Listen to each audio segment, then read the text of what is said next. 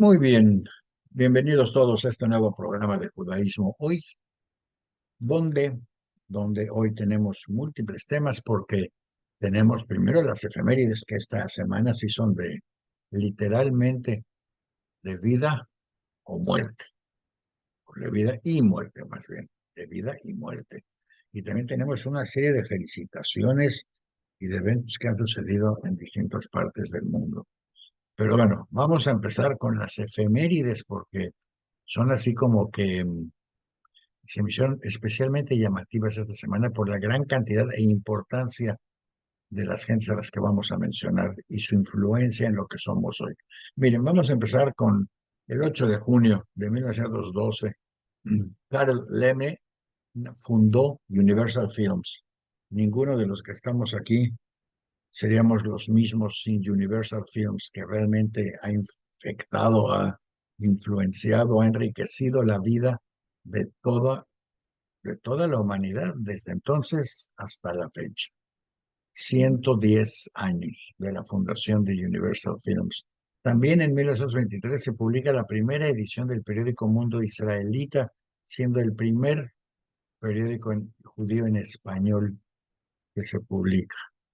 En judaísmo, curiosamente, en judaísmo el primer periódico judío fue en judaísmo y se publicó en Ámsterdam en alrededor de 1700, por 1700 y centavos, y estaba dedicado básicamente a informar sobre el destino, sobre dónde estaban y qué traían las diversas naves holandesas que venían de las Américas y del lejano Oriente. También nació el dramaturgo Samuel Nathaniel Berman, nació Saul Bellow. Si usted no ha leído sus libros, vamos a darles una lista de algunos libros de Saul Bellow en la memoria para que lo lea. Tan importante como Saul Bellow a un nivel de lectura, de pensamiento, pero tan importante como eso es Maurice Sendak. No sé cuántos de ustedes conozcan a Maurice Sendak porque en México no se hizo tan famoso, pero debería decirlo. Donde viven los monstruos. Historias para niños de Maurice Sendak. Ay, no lo tenemos aquí a la vuelta, no lo tenemos aquí a la vuelta, no lo tenemos aquí a la vuelta. Pero lo voy a buscar. Maurice Sendak, donde viven los monstruos. Eh, Maurice Sendak, por cierto, bueno, vamos a buscar el libro y luego lo comentamos. También murió Belvel Pasternak, conservador de música jasídica y familiar del otro Pasternak. Usted recuerda las grandes historias del zarismo escritas por Pasternak. Nació el fotógrafo Asher Feli y con él bueno, no porque él nació, sino porque él empezó a trabajar, surgió todo este equipo, grupo de periodistas fotográficos que han sido tan importantes y que han creado esas imágenes que han dejado indelebles momentos de la historia universal. Eh, nació Ana Frank, nació Ana Frank también esta semana, y luego empiezan los fallecimientos. Pero como que va, la primera parte de la semana son todos los que nacieron y la segunda parte son todos los que fallecieron. En principio, el 12 de junio falleció Menachem Mendel Schneerson, el Rebbe de los Lubavitch, que fue tan importante para la filosofía judía del siglo XX, más allá de lo que cualquiera de nosotros podemos pensar. Porque este Menachem Mendel Schneerson eh, reinventó por completo el hasidismo de Lubavitch.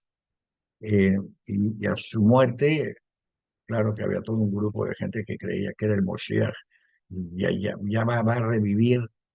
Y bueno, le pasó como seguramente pasó hace miles de años también, pero pasó que no revivió y entonces alguien llegó y dijo ante la comunidad de Lubavitch, que estaba toda sorprendida cómo es que no regresó, que no revivió.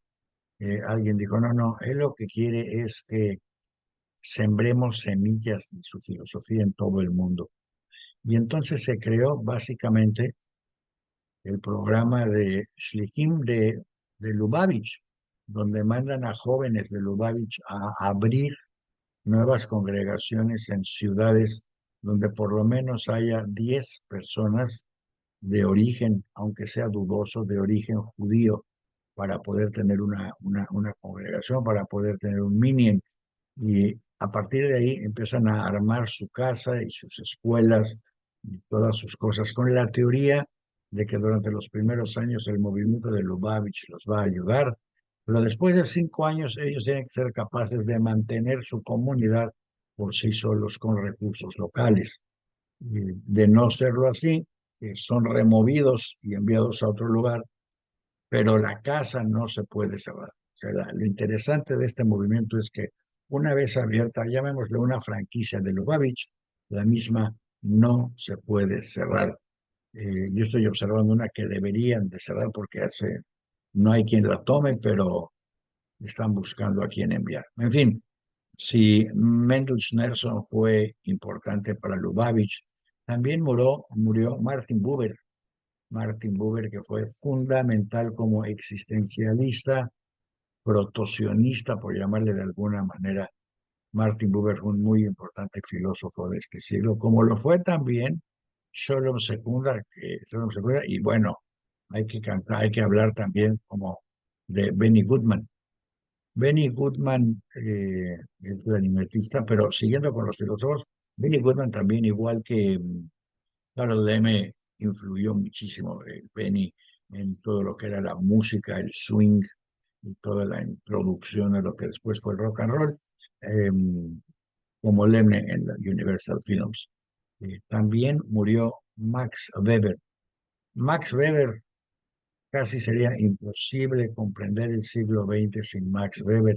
Una de las obras de Max Weber establece la diferencia entre las religiones y explica la diferencia, cómo la religión es fundamental para el desarrollo social en cuanto a cómo deja grabado su mensaje.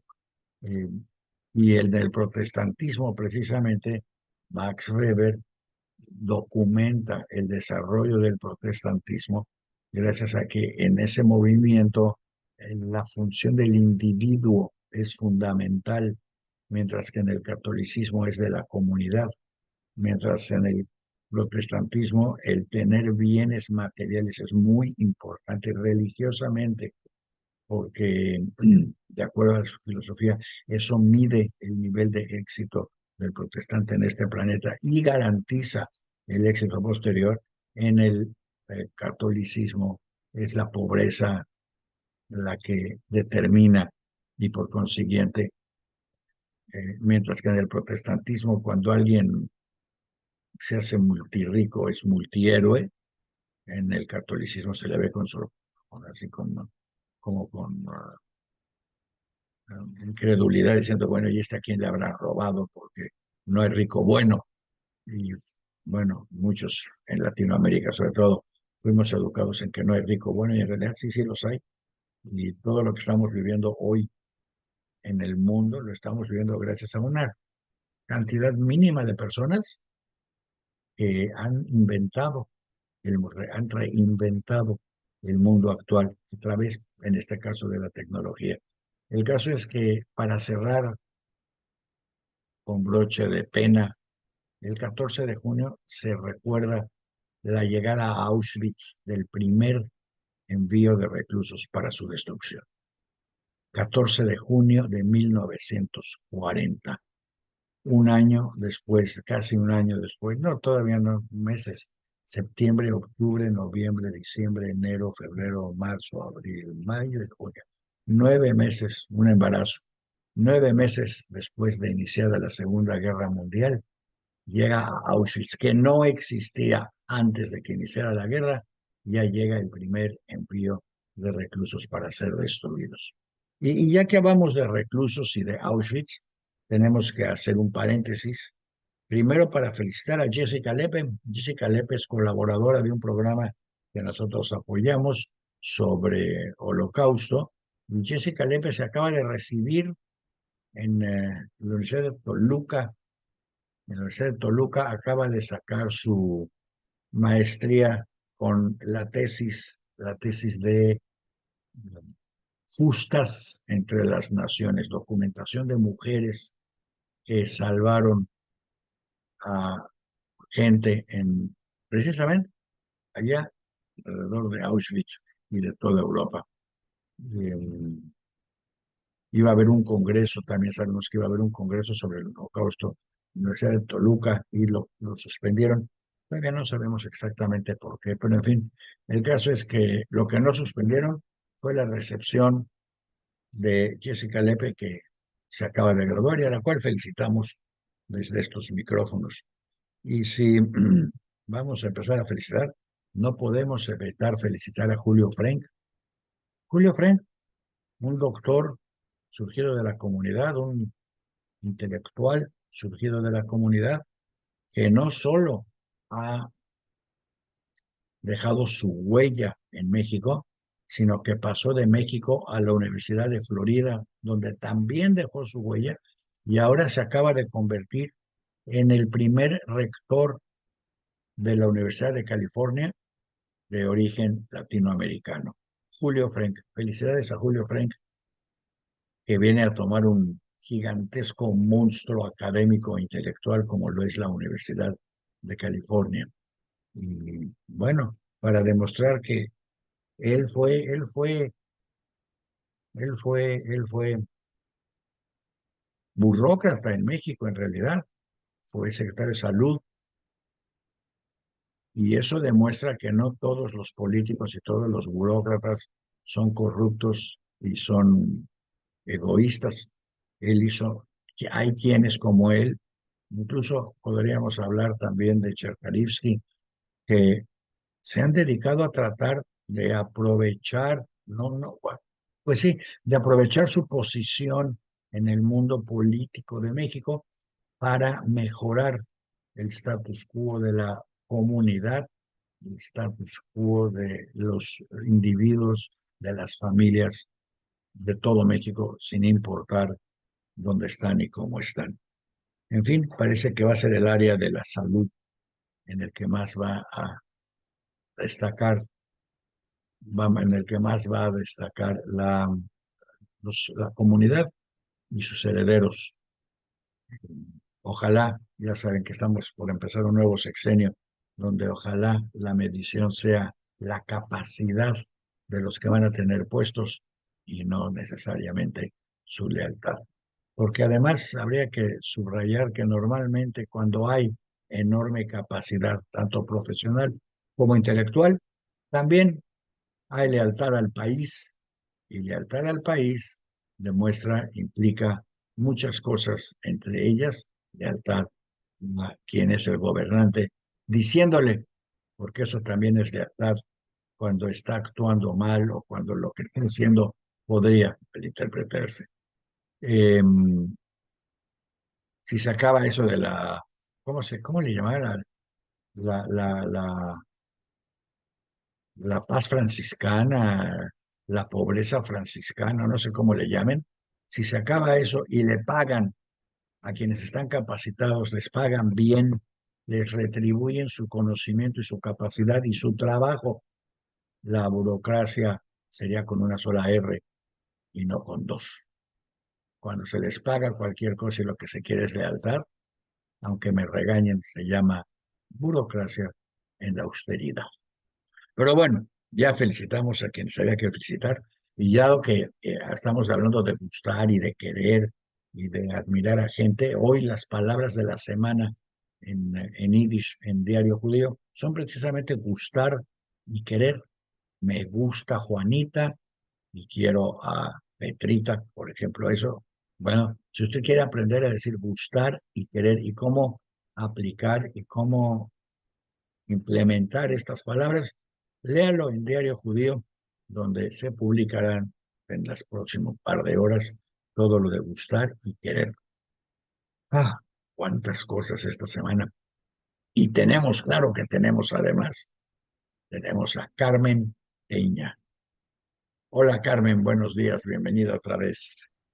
Hola Fíjense, Daniel, es ¿cómo muy estás? interesante porque esto en algún momento, yo creo que alguien cuando haga la historia de nuestros programas va a recordar que Diario Judío fue el semillero de donde salieron, donde se cultivaron, donde crecieron múltiples importantes colaboradoras, sobre todo, curiosamente, bueno, judías y no judías en México, porque pues aquí está Carmen, está Jessica Lepe, está Carmen Peña, está, bueno, tanta gente que ha pasado por acá y que sigue pasando por acá con colaboradores y sobre todo armando sus propios paquetes de trabajo. Vamos a ver, para que vean que sí es cierto, vamos a ver qué nos trae hoy Carmen Peña sobre México y el Centro de Documentación de la Comunidad. Muy bien, pues sí, hoy les traigo una sorpresa. Como sé que no puedes viajar a México y que muchas personas a lo mejor también que nos ven no pueden estar acá, pues traje unos de los tesoros que resguardamos en el centro de documentación.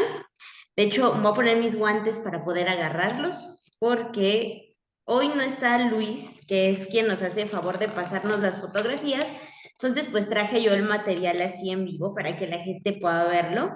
Y antes de eso les quiero dar contexto. O sea, hay mucho contexto sobre lo que les voy a hablar, pero resulta ser que durante la Segunda Guerra Mundial hubo un proyecto el cual llevó a cabo uno de los ideólogos del nazismo, este Alfred Rosenberg. Rosenberg lo que quería era fundar una biblioteca especializada para justificar lo que sería el exterminio de los judíos. Entonces, Rosenberg incautó libros de sinagogas, de seminarios, de escuelas y de un montón de lugares importantes para la comunidad judía alemana en aquel entonces, para armar esta biblioteca especial que justo iba a ser parte del museo sobre la cuestión judía. Entonces, pues, incautaron todos estos libros. La mayoría de estos libros hablaban sobre el pasado de los judíos, qué es el judaísmo como tal, el Talmud, no sé, algunos libros de rezos, algunos libros también de historia sobre los judíos, etcétera, ¿no? Todos estos libros fueron llevados al castillo personal de Rosenberg en Frankfurt de Meno. Ahí fue donde se inauguró esta biblioteca especializada. Y pues bueno, como sabemos, con el paso del tiempo, empiezan los bombardeos de los aliados en Alemania, ¿no? Empiezan a acercarse los aliados y los alemanes tienen la idea de que todavía pueden ganar la guerra.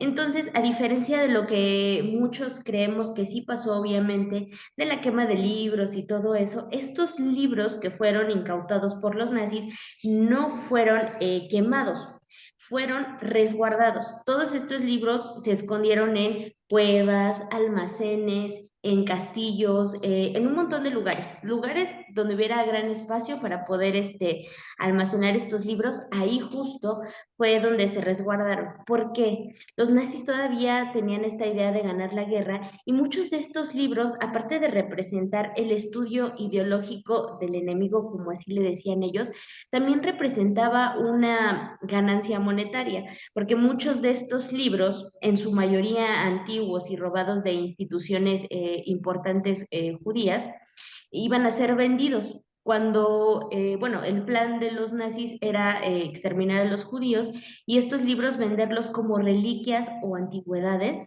que hablaran sobre lo que ellos habían hecho y justificar el por qué habían cometido tal genocidio.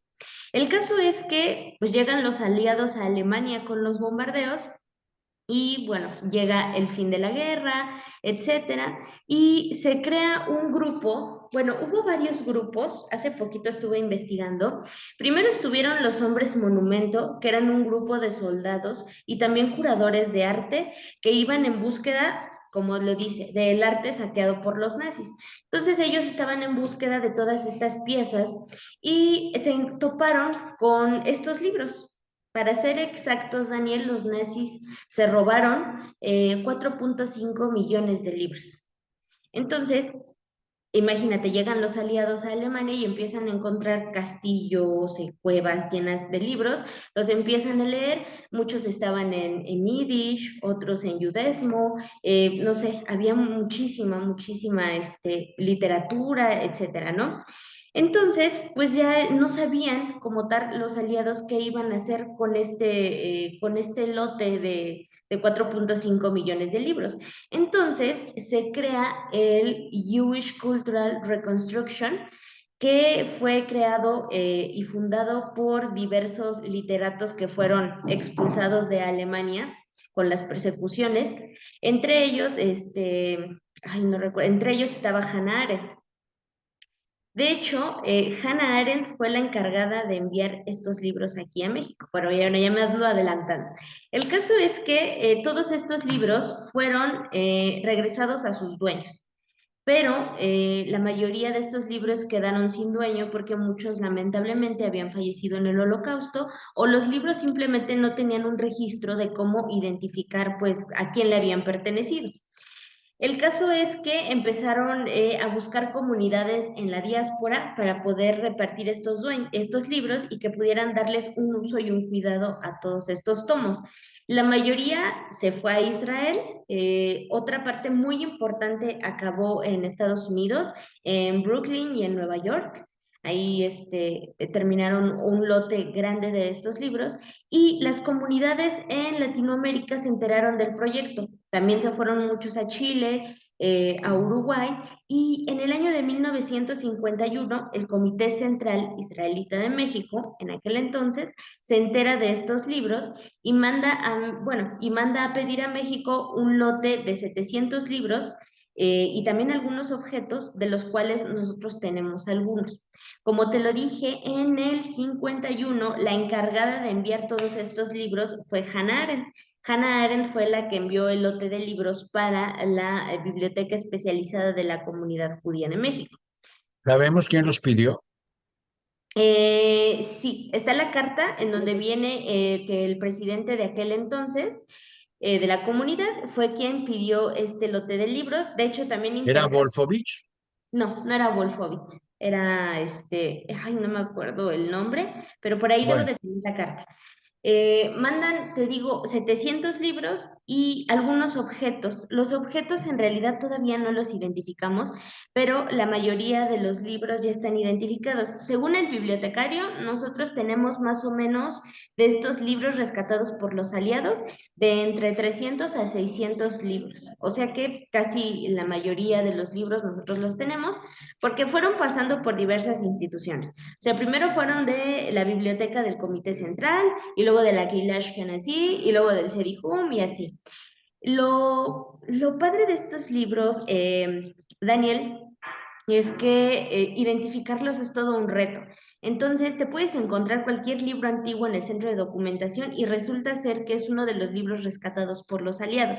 De hecho, los aliados lo que hicieron fue que estos libros, miren, por ejemplo, acá tengo uno, todos estos libros pues traían la J de Juden, igual que los pasaportes. Entonces lo que hicieron los aliados fue convertir esa J de Juden en una G de Gedansch, que significa regalo, y con eso es como nosotros también hemos ido identificando los libros que no traen un sello particular que nos diga que pertenecieron a esa biblioteca especializada. Entonces, si vemos un libro antiguo en el fondo reservado que trae una G de regalo, G de Gedansch, es parte de ese lote de libros que fueron rescatados. Mira, por aquí G de tengo. Gedank, dijiste. ¿Mandé?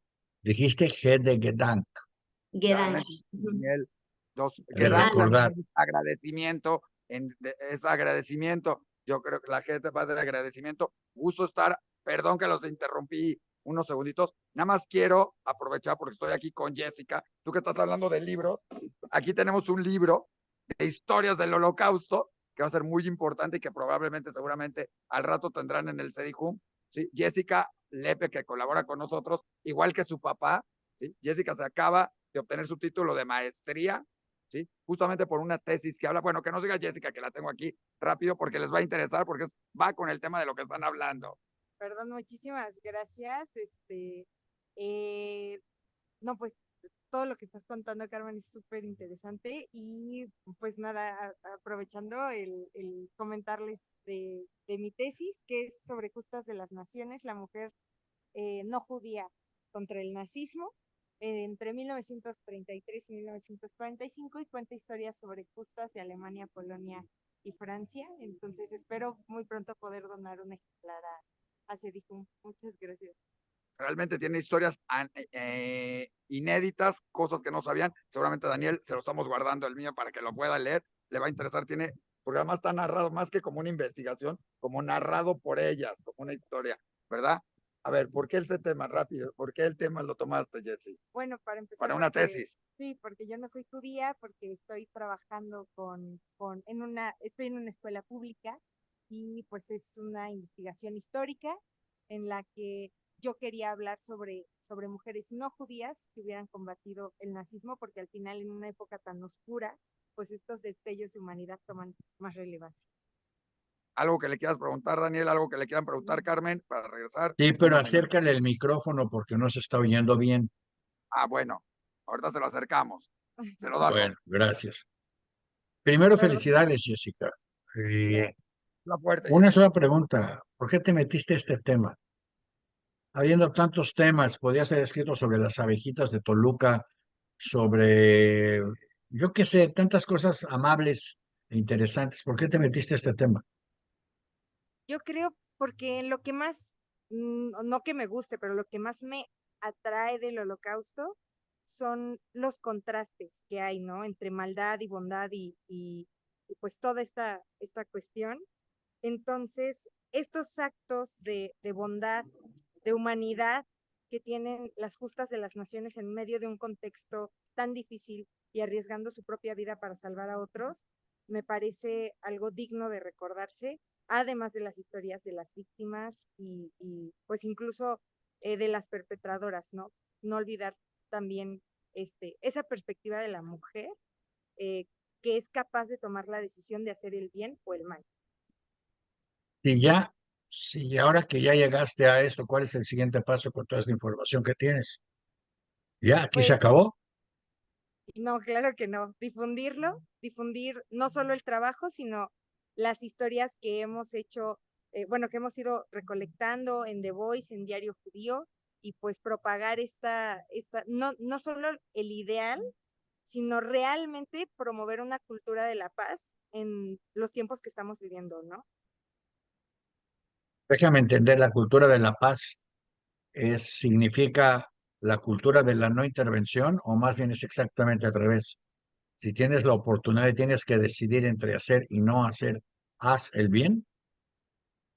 Exactamente, más bien es un llamado a la acción, a ser sujetos activos dentro de nuestra sociedad, comenzando con nuestro entorno inmediato y pues dándole esa relevancia al tomar la voz y alzarse en contra de aquello que es injusto y que va en contra de nuestra conciencia. Pues yo creo que a lo mejor tú no, a lo mejor sí te has dado cuenta, ¿no? No sé. ¿Te queda clara la relevancia de lo que estás haciendo por el momento que estamos viviendo?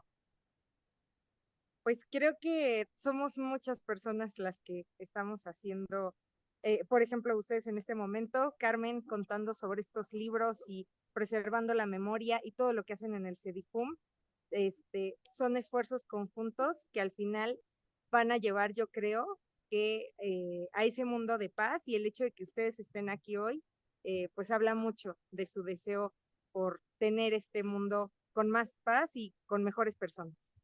Pues mira, yo creo que te voy a agregar dos cosas más.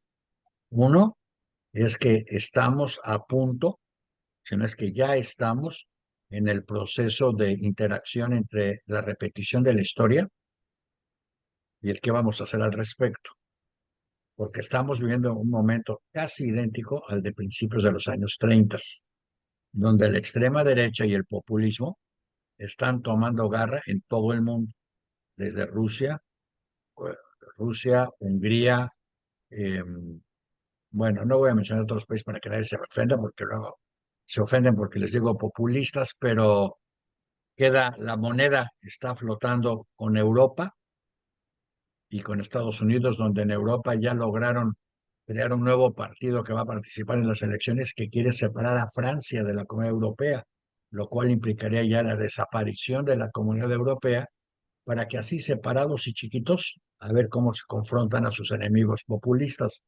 Y lo mismo está pasando en varias naciones de Latinoamérica, donde, bueno, el populismo ya lleva varias décadas y en otras es casi nuevo.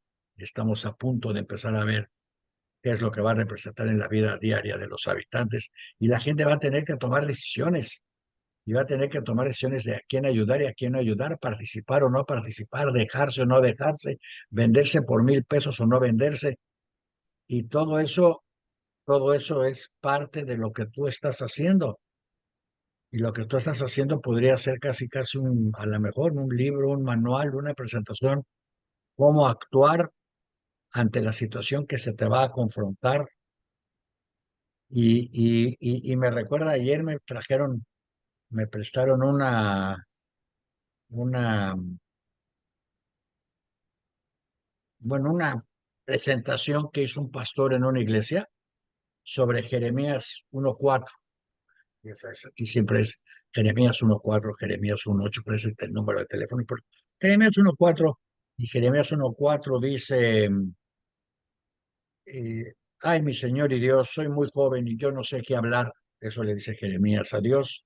Y Dios le contesta, por favor, no te hagas el loco.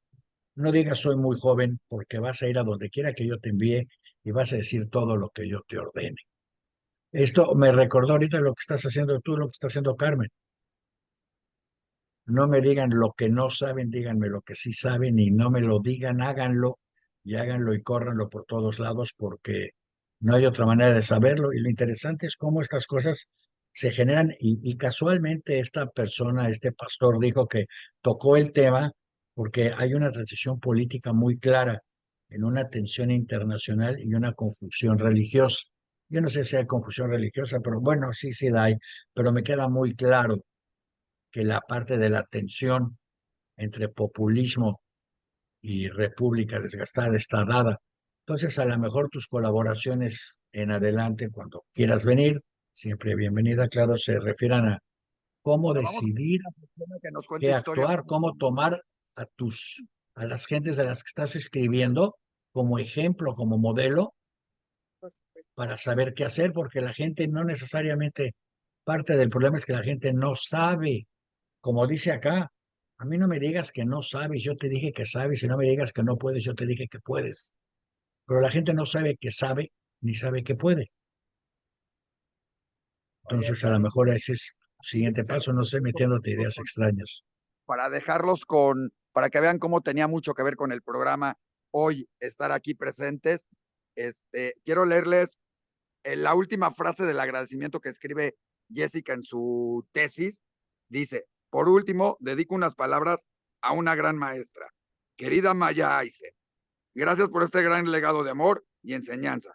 Espero que mis alumnos, pasados, presentes y futuros, bendigan mi memoria tanto como los tuyos bendicen la tuya. Nos veremos en la eternidad. Pues gracias, deberías de tomarle una foto y publicarlo acá Al para rato, que ahorita lo todos, hacemos, lo para ponemos, que todos lo puedan ver ahorita lo mandamos también. para que quede en la Muy, memoria del programa y todo, ya mandamos y para que sea, no sé si quieras algo más con Jesse, acaba de terminar. Lo impresionante fueron los sinodales, aprendieron, se quedaron con la boca, fue mención honorífica y les llamó mucho la atención, habiendo preguntas bien interesantes que las van a poder escuchar en Diario Judío, porque fue bien interesante lo que preguntaron, lo que después lo que les quedó hablar de esto. Es una labor importante el ir transmitiendo lo ¿cuál que fue fue la lo que pregunta? Pregúntale cuál fue la pregunta más interesante que recibió o más inesperada. vamos a ponerla. Hubo dos que la pusieron a pensar ahí. La del bien y el mal. Sí, sobre... Yo creo que esa, la de María. Yo creo que la pregunta más interesante que me hicieron fue si considero que, así como Hannah Arendt presenta una banalidad del mal, si en nuestros días nos enfrentamos a una banalidad del bien. Entonces, esto entendido como que no necesitas ser un gran pensador para tomar decisiones que lleven a un lado o el otro, ¿no? Y yo considero que pues efectivamente, o sea, no necesitas ser una persona muy brillante para tomar decisiones que desemboquen en una gran catástrofe o en un gran acto de bondad. Es más o menos lo que dijiste tú y lo que estabas tú diciendo de esto de que te Pues sí, comentaron. es Pues sí, escalofriantemente cercano a lo que estamos viviendo. pero muchísimas gracias por abrirme este espacio, por celebrar conmigo y pues todo sea en memoria de nuestra querida Maya. Les mando un abrazo y los dejo con el tema que estaban teniendo tan interesante. Gracias, porque el tema casualmente es esto, los libros y el Holocausto, donde los alemanes Bueno, nos hicieron Carmen, el favor. dejamos a Carmen seguir platicando porque estaba bien interesante. Y aquí nos quedamos oyéndola en vez de ir porque estábamos oyéndola y está bien interesante, Carmen. Y hoy justamente, Daniel, no sé si ya dijiste las efemérides, pero está interesante presentar este libro, esta tesis y esto, hoy cuando se conmemora el primer convoy que llegó a Auschwitz y hace unos días el cumpleaños de un libro muy famoso del Holocausto, del nacimiento de Ana Frank. Pero ya te amolé tus efemérides, así que ¿No? sigan. Ya las coleamos, Carmen. Ambas dos fueron mencionadas, ¿verdad, Carmen? Sí. Entonces, continuemos porque el tema realmente, esto fue como un interesante paréntesis a lo que tú estabas diciendo. Al rato hay que tomar el libro de esta niña e integrarlo a la bibliografía del Holocausto. Claro, pues sí, lo que te decía es también que, bueno, acá tenemos algunos de estos tomos rescatados por los aliados en la Segunda Guerra Mundial, que bueno, en bibliotecas, como por ejemplo en Europa, es muy habitual ver esta clase de libros, pero en México es toda una rareza y nos habla de un patrimonio cultural muy importante que debemos de resguardar. Estos libros algunos entraron y otros están por entrar al proyecto de Memoria del Mundo por la UNESCO que estamos preparando en el Centro de Documentación. Antes, la condecoración de Memoria del Mundo estaba solo para el Fondo Ashkenazi, pero ahora ya con el centro de documentación lo que decidimos es meter al proyecto de Memoria del Mundo a todas las comunidades judías para que tengan el reconocimiento de Memoria del Mundo regional, América Latina y el Caribe y el internacional. Entonces, algunos de estos libros van a entrar en el nuevo registro y pues esperemos que no los den porque hemos encontrado un montón de cosas súper interesantes. Pero te digo, mira, este que tengo por acá, este que ven por aquí, sí, no está tan viejito. Es el Sefer HaHaim, o el libro de la vida. Y acá podemos ver sus sellos. Los sellos nos hablan del paso de los libros. Y aquí, si lo acerco, este es el sello de la Hebra Kadisha en Alemania. Acá hay sellos de la Keilash Ashkenazi. Y acá traemos el año, que es de este libro, es de 1905. Y acá está el sello de la biblioteca nazi y su número de registro que le fue otorgado por los bibliotecarios Rosenberg. Ahí está. Este es un libro que habla sobre la vida después de la muerte en el judaísmo. Está en alemán antiguo y en hebreo. También acá podemos ver. Este es uno de los que tenemos. Y ya después, Daniel, todos estos libros fueron llevados a Offenbach, de Frankfurt a Offenbach. Y justo donde renació la cultura judía europea es precisamente en donde se fabricaba el gas Ciclón B para asesinar a los judíos. Ahí fue donde se llevaron todos estos libros y ahora descubrí que también muchos documentos y otras cosas ahí al depósito de Offenbach. Ahí precisamente fue donde renació la cultura judía europea. Este es otro de los libros que tenemos. Este no trae como tal el sello de los nazis, pero sí trae el sello del depósito de Offenbach. A ver si se ve por ahí. De ahí de donde Sí, ahí se ve. Ahí está. Mira, este es el sello del depósito de Y yo Offenbach. no sabía que el Ciclón B se producía en Offenbach, pero Justo ahí, en esa fábrica donde se llevaron todos estos libros para repartirlos a las comunidades en la diáspora, fue justamente donde se fabricaba el gas Ciclón. ¿sabes quién fue uno de los primeros en morir por el Ciclón B? No, El que lo inventó, que fue un judío, que lo inventó durante la Primera Guerra Mundial para demostrar cuán alemán era él y para que Alemania pudiera ganar la guerra. Y tanto los alemanes como los aliados lo despreciaron horriblemente porque el Ciclón B durante la guerra obviamente mataba a todos, que lo aventabas y dependía hacia dónde iba el aire, quién se iba a morir.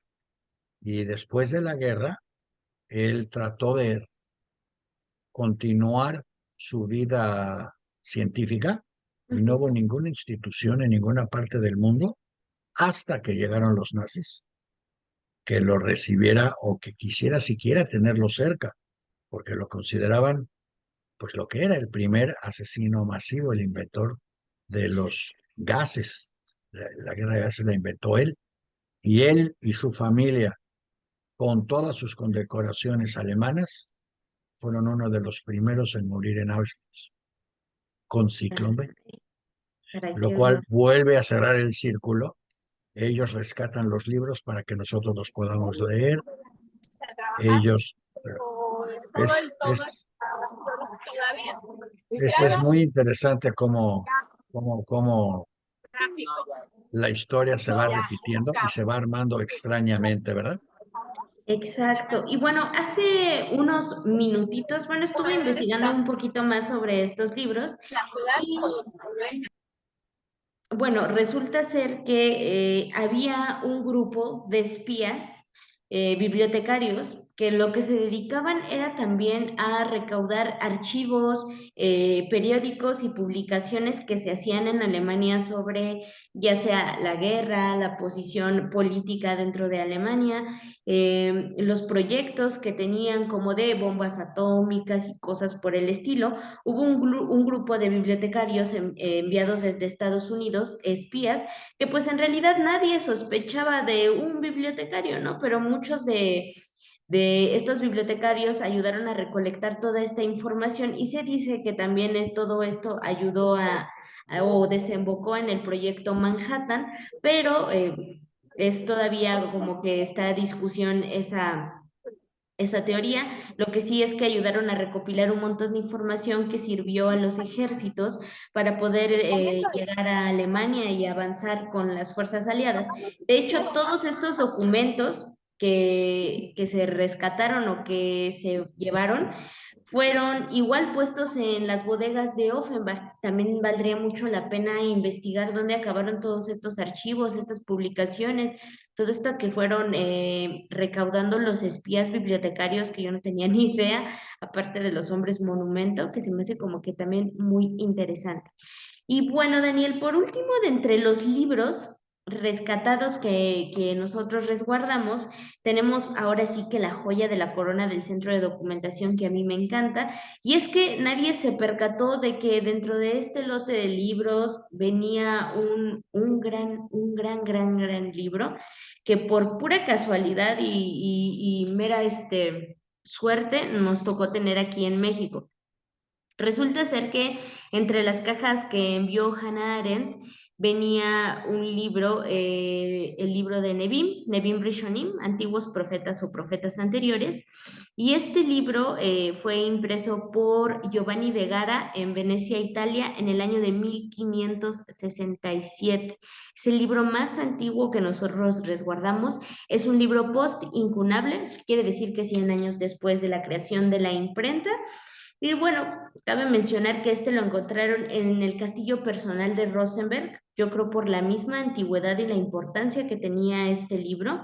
Es un libro realmente conservado. O sea, estos libros que tengo por acá están en las peores condiciones, pero ese libro es una joya por sí solo, se conserva casi, casi solito, está hecho muy bien hecho. De esos libros de Nevin, se imprimieron tres, porque en la portada del libro viene escrito que se imprimieron tres libros, de los cuales dos, con el paso de los años y de la vida, pues fueron destruidos en diversos procesos históricos, y el único sobreviviente es el que nosotros resguardamos en el centro Ah, de documentación. fue impreso por la imprenta de Viterbi. No, creo que no. No, fue impreso perdón. Checa, si puedes, checa cuál fue la imprenta, porque en esos mismos años se imprimió en Venecia el libro, el Bovebuch, que fue el primer libro impreso en Yiddish, que seguramente tú deberías de tener algún. Yo tengo uno acá en mi librería, pero tú también deberías de tener por allá alguno. El Bovebuch, que no tiene nada que ver con las bobes. Todo el mundo cree que son historias de bobes, pero no. Son historias de un personaje medieval tipo Ivanhoe, que es Bobe. Y Bobe era un, ¿cómo se le llama? Que iba con su espada y su caballo, un caballero Ujú. que iba por toda Europa Ajá. rescatando damiselas judías que estaban en peligro. Oh. Y en la introducción del Bobe Buch, el que lo escribe, dice que para él el mejor momento del año es siempre cuando empieza la primavera, porque se va desde Frankfurt hasta Venecia. Bueno, es que imagínate su viaje ahí en carreta de Frankfurt a Venecia, No. y cuando llega a Venecia descubre el otro mundo, porque es el mundo que no existe en ninguna otra parte más que en Venecia, que es el mundo de los colores, los olores y los sabores, porque Venecia es el único lugar donde la vida se vive plenamente, y que él se va todos los años para Venecia para poder ver a las mujeres venecianas, poder comer la comida veneciana y poder ver los colores que decoran toda la ciudad y que van más allá del gris en el que viven en Alemania. Y eso está en la introducción del Bovebuch, impreso en la imprenta Viterbi en Venecia en 1550.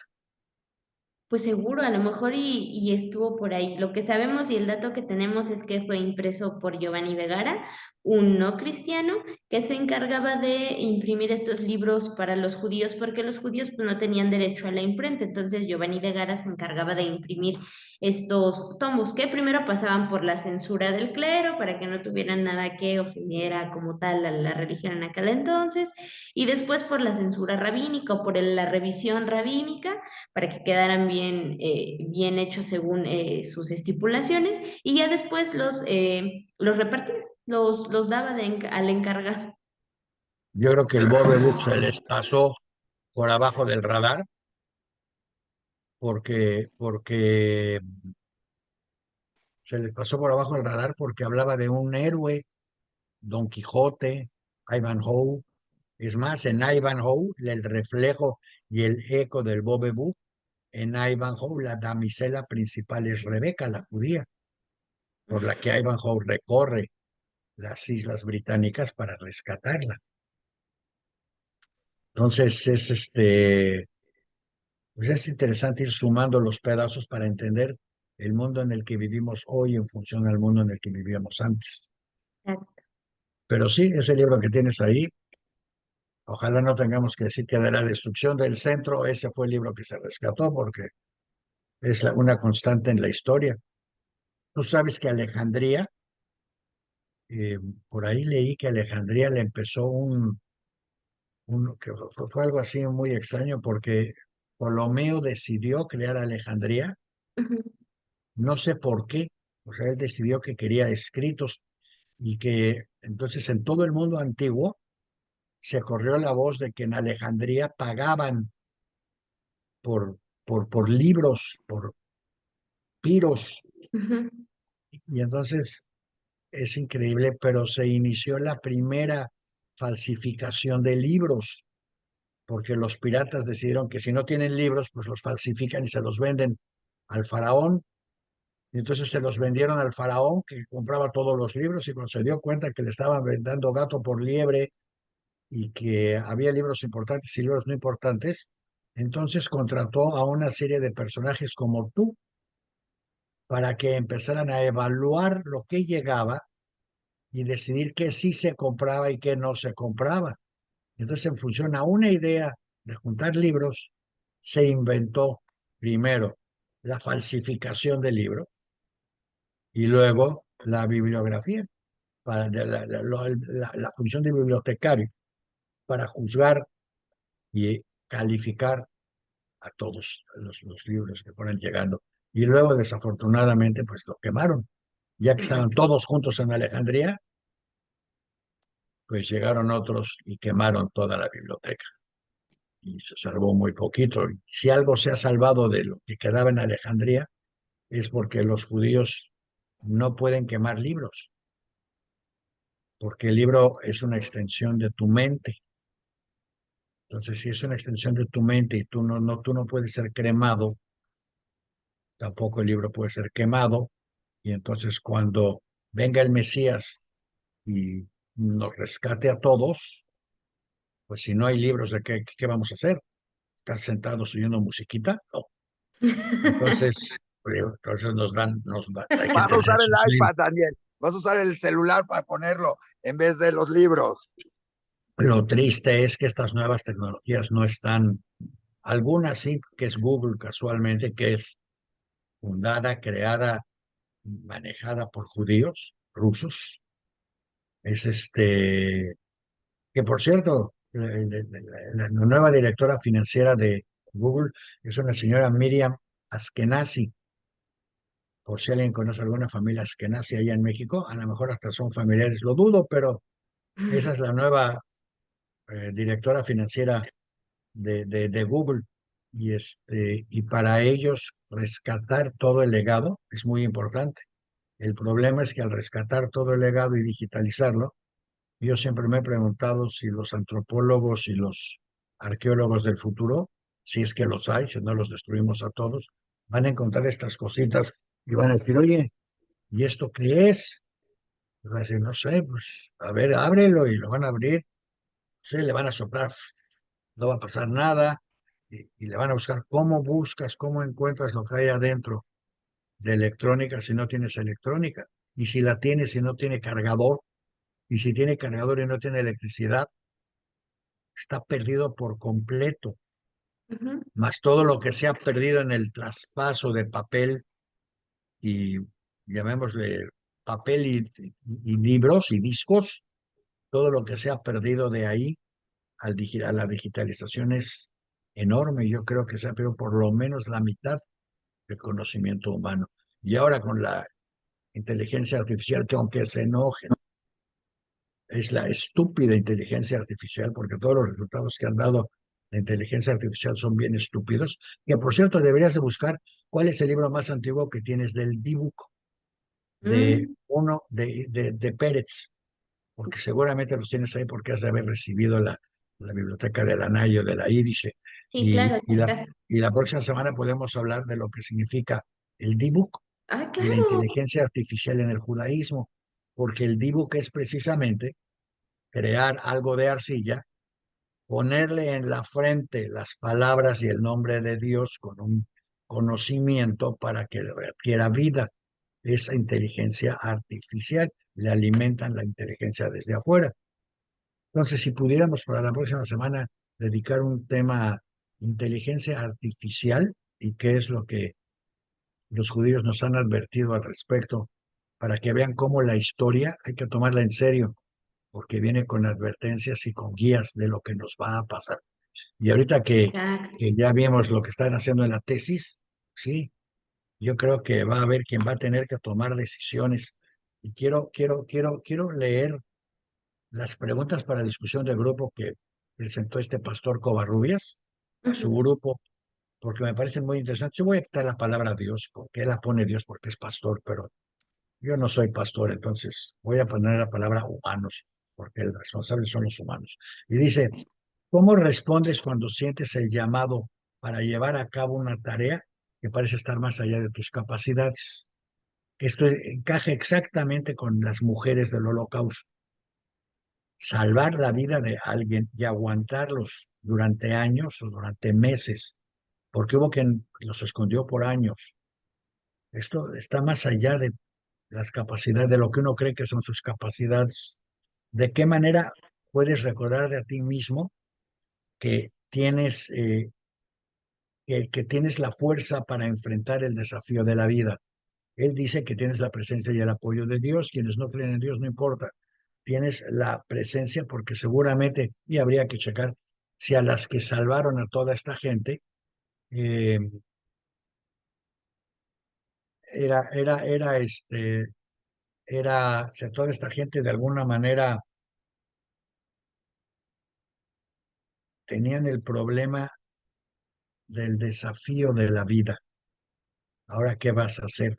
La tercera parte es, ¿qué pasos puedes tomar para entender en los pasos que tienes que tomar y cómo puedes cultivar la confianza en ti mismo para equiparar a aquellos y a quienes él llama a pesar de sus limitaciones y debilidades percibidas, porque nadie es muy fuerte, nadie es tan fuerte, nadie parece tan fuerte como cree serlo ante las circunstancias que se presentan y sin embargo es la gente que aparentemente es más débil o más inocua o más distraída, la que está en otros rollos, la que responde más rápidamente y mejor. Entonces, pues hay que saber cómo responder y, y, y bueno, no sé si quieres agregar algo, Carmen. No, Yo pues ya les dejé aquí el mensaje de Covarrubias, del pastor Covarrubias, para que lo piensen. pues está muy, muy interesante esto de que hablas de la inteligencia artificial, de todo esto que se nos viene, la verdad está de mucho pensarse. Viene mucho esto de los peligros de rebasar los límites de la ciencia en el libro de El hombre invisible, que es un libro muy sencillo de leer, muy tranquilo, y viene pues sí explicado cuáles son los peligros de rebasar más allá lo que debemos, ¿no? De los peligros de la ciencia también, ¿no? De todo esto. Entonces, es un libro muy interesante, muy, muy pequeño, pero muy bueno y muy adelantado para su época, y que pues también explica un poco de lo que estamos viendo en la actualidad. ¿Lo tienes por ahí? No, seguro está en las traducciones del Yiddish. Lo que tengo por acá sí es a Martin Buber. Recomendación de Martin Buber. Acá tenemos un gran número de libros de Martin Buber. Este es Humanismo Hebreo y Nacionalismo de la Comunidad Israelita de Buenos Aires, Argentina. Para quien quiera leerlo en español, pues acá tenemos estos libros de Martin Buber que también apareció hoy en las efemérides. Pues por acá también lo tenemos para quien quiera venir a leer sobre Martin Buber, pues por acá está. Dime cuál es el idioma en el que existen más libros dentro del judaísmo. ¿Dentro del judaísmo? ¿Cuál es el idioma que contiene, en qué idioma están la mayor colección de libros de todos los tipos en el judaísmo? Uy, es una pregunta difícil. ¿Quieres investigarlo o quieres que te dé la respuesta? No, quiero que me la des. Bueno, el idioma en el que están más todos los libros es el Yiddish. Me imaginé. Es el Yiddish, no es ninguno de los otros idiomas. Entonces, si alguien pregunta para qué sirve, sirve para tener una biblioteca completa de todos los libros, no solo, no solo los libros escritos o creados por el judaísmo, sino los libros creados por otras civilizaciones y traducidas al Yiddish, que a principios de siglo fue una traducción masiva de libros en alemán, en inglés, en francés al Yiddish, para que, pues para que unos cuantos millones, y dije unos cuantos millones porque finalmente esos 6 millones desaparecieron en Auschwitz, y para esos 6 millones hicieron todas las traducciones para que ellos pudieran leerlos, aprenderlos y luego transmitirlos a otras generaciones, aunque muchos ya no pudieron. Pero los libros están ahí en el idioma para que se puedan leer. Y entonces ahora les dejamos, fíjate, ahora les dejamos, y ya que hablamos de libros, les voy a recordar un libro que estoy leyendo. Ese nunca lo voy a acabar porque tiene ¿El de Espinosa? el de Espinosa, el de Espinosa en el Parque Acá en México. México, Pero sí. si alguien lo lee, les voy a decir un secreto, con con todos los márgenes preservados. Eh, yo lo estoy leyendo porque me parece que voy caminando junto con Enrique Krause exactamente en la misma calle, en las mismas eh, circunstancias, en los mismos momentos, con la diferencia de que mientras él está viendo hacia afuera al mundo cristiano, yo estoy viendo hacia adentro al mundo judío en función a las mismas experiencias de vida. Él, por ejemplo, ve el holocausto como martirologio, yo lo veo el holocausto como demostración de sobrevivencia y de lucha y resistencia. O sea, para mí el Holocausto empieza en España, para él quizás termina ahí. En todo caso, como eso, hay un montón de cosas de las que él habla, gentes que conocimos en común, no juntos, yo no conozco a Enrique, nunca he hablado con él en realidad, y sin embargo hemos ido caminando exactamente, o sea, hasta, a lo mejor seguramente hasta nos sentamos en las mismas bancas en el Parque México para, para discutir los mismos temas con los de los mismos filósofos y literatos, y sin embargo, cada uno viendo exactamente el tema desde un aspecto totalmente diferente. Yo terminé aquí, digo, otra vez, toda similitud guardada, porque yo terminé aquí en la hora judía y él terminó con Octavio Paz. Pero bueno, que sea la paz pues para todos. Se los recomiendo. Si lo van leyendo, acuérdense, todo lo que él habla y que los cristianos y que el mundo en general y que los trasterrados españoles, yo exactamente vi lo mismo, pero desde el lado judío. Continúa, Carmen, por favor, porque tú No, estás, no, sí, tú estás en medio con el acervo de libros. sí, no, pues ya quien quiera venir a ver el libro antiguo, ese sí se muestra en visitas, ya sabemos con mucho cuidado, pero pues sí se les da un pequeño vistazo del libro más antiguo que tenemos y pues nada, difundir la historia. Busca el Bobebuj y ponlo junto con este, Lo voy a buscar, te lo porque prometo. el Bobebuj sí sobrevivió. Hay múltiples ediciones posteriores. Yo nunca he visto la original, Ujú. pero sí sé que hay múltiples ediciones posteriores porque era un libro que hasta dejaban leer a las mujeres. Ok, déjame, lo apunto para buscarlo. Es el Bobe, B-O-B-E, Ujú. que no significa en este La caso, voz, no significa Bobe de, como le dicen en español, de lo abuelita, ¿no? sé. Que no es, digo, hay nombres muy extraños, pero bueno, este es uno de esos. Ok, El muy bien, lo Bobe. apunto. Muy bien, pues por hoy les agradecemos su atención a este programa donde empezamos con las efemérides, acabamos, metimos a Auschwitz, salimos con todas las señoras que ayudaron a que gente no llegara a Auschwitz. Eh, lo mezclamos con Jeremías y lo que Jeremías decía, la palabra del Señor vino a mí y me dijo, bueno, la palabra del Señor vino a ustedes y ¿qué les va a decir? Y donde terminamos con eh, una mención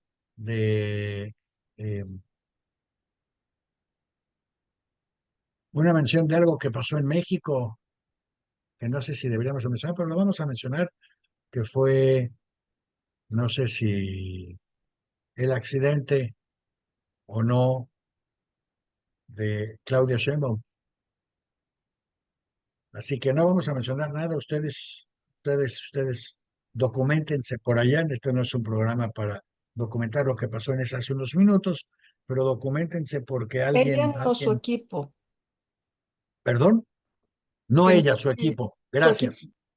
El equipo de Claudia Sheinbaum que tuvo un accidente automovilístico y yo digo que alguien está oyendo pasos en la terraza y que a lo mejor sí está oyendo que Claudia viene como estadista a continuar un desarrollo, a aprovechar el momento de México y a dejar una herencia verdaderamente productiva, no solo para ella y para su nombre y para su familia, sino sobre todo para todo el país. En fin, vamos a ver qué pasa. Seguiremos con las noticias y seguiremos viendo qué pasa. Mientras, si no tiene nada mejor que hacer, váyanse al Parque México, váyanse con su... Lleven un libro y compártanlo entre todos porque está pesadito, no es para andar caminando tranquilamente por todos lados, pero está sumamente entretenido y muy bien editado porque son como pequeños capitulitos que se pueden leer en Deme mi café, me tomo mi café, mientras me tomo el café leo uno, dos, tres segmentos muy interesantes y los vuelvo a leer después.